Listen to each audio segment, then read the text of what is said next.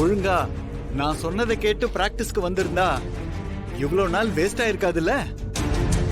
அதை விட்டுட்டு கௌரவம் பார்த்துட்டு இருந்தீங்க. யார்கிட்ட கோச்சிங் எடுக்கிறோங்கிறது முக்கியம் இல்ல, நமக்கு தேவையானது கிடைச்சா போதும்னு நினைக்கணும். கையில காசு இருக்கிறவங்களுக்கு அவங்க வேண்டியது நடக்கணும்னு நினைக்கலாம். ஆனா காசு இல்லாதவங்களுக்கு அப்படி சாய்ஸே இல்ல. இனிமேலாவது இதை புரிஞ்சுக்குங்க. இன்னையில இருந்து பிராக்டிஸ் வந்துருமா? பேசி முடிச்சிட்டீங்களா சார்?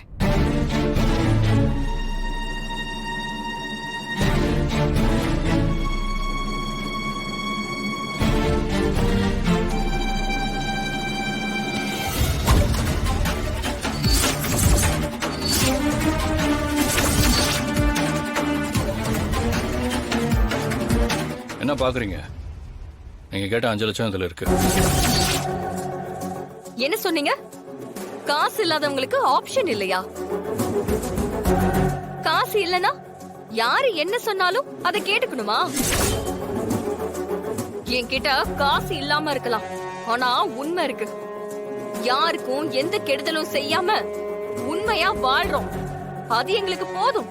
கடவுள் எங்களை பார்த்து பாரு. நல்ல திறமசாலிக்கு காசு இல்லைன்னா நீங்க நினைக்கிற மாதிரி ஆட்டு வைக்கலாம்னு நினைக்கிறீங்களோ?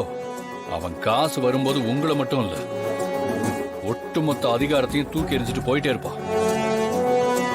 அதான் நீங்க கேட்ட பணம் வந்துருச்சுல்ல, அந்த பத்திரத்தை கொடுங்க. இனிமே தானே உங்களுக்காக விளையாட மாட்டா. அவளுக்கு ஒரு நல்ல கோச்சை வச்சு நான் பிராக்டிஸ் கொடுத்துக்கிறேன். அவ சைன் பண்ண பத்திரத்தை கொடுங்க சார். தனா, நல்லா யோசிச்சுக்கோ. இனிமே யோசிக்க எதுவுமே இல்ல. நீங்க பத்திரத்தை கொடுங்க.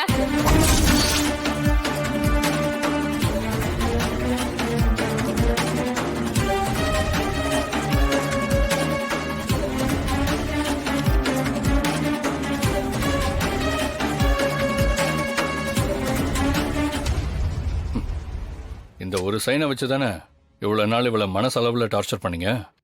இனிமே எப்படி பண்றீங்கன்னு பாக்குறேன். காசு கரெக்டா இருக்கான்னு எண்ணிக்கங்க. இத கேட்டுதானே இவ்ளோ தூரம் பண்ணீங்க. ஒரு பொண்ணு முன்னேறி வரணும்னு நினைக்கிறப்ப உங்கள மாதிரி ஆளுங்க ஹெல்ப் பண்றேன்னு வந்து நீங்களே அந்த பொண்ணுக்கு பெரிய கஷ்டத்தை கொடுக்கறீங்கல்ல. இதோ பாருமா, நான் ஒரு பிசினஸ்மேன். 10 ரூபாய் போட்டா திரும்ப 100 ரூபாய் கிடைக்கணும்னு தான் யோசிப்பேன். இங்க எல்லாமே பிசினஸ் தான். இதுல பாவம் புண்ணியம் பார்க்க வேண்டிய அவசியம் கிடையாது. கையில காசு இருந்தா என்ன வேணா பண்ணுவீங்கல்ல?